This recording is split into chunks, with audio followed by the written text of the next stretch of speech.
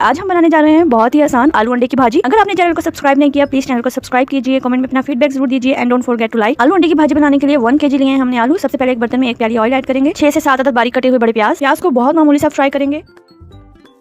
4 से 5 अदद टमाटर ऐड करेंगे छिलका उतारकर। 3 से 4 अदद हरी मिर्च ऐड करेंगे बारीक कटी हुई।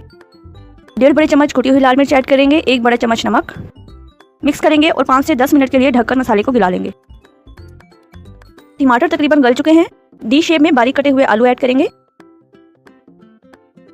सही से मिक्स करेंगे और 2 अदद अंडे ऐड करेंगे। 1 चुटकी नमक, 2 चुटकी कुटी हुई लाल मिर्च ऐड करेंगे और अंडे को सही से फेंटकर आलू में मिक्स कर देंगे। फिर से ढककर 20 से 25 मिनट के लिए ये आलू गल जाने तक पकाएंगे। यस, जैसे कि आप देख सकते हैं बहुत ही क्विक आलू अंडे की भुजिया है बिल्कुल तैयार। होप सो आपको क्विक रेसिपी बेहद पसंद आएगी। Don't forget to like, subscribe and comment.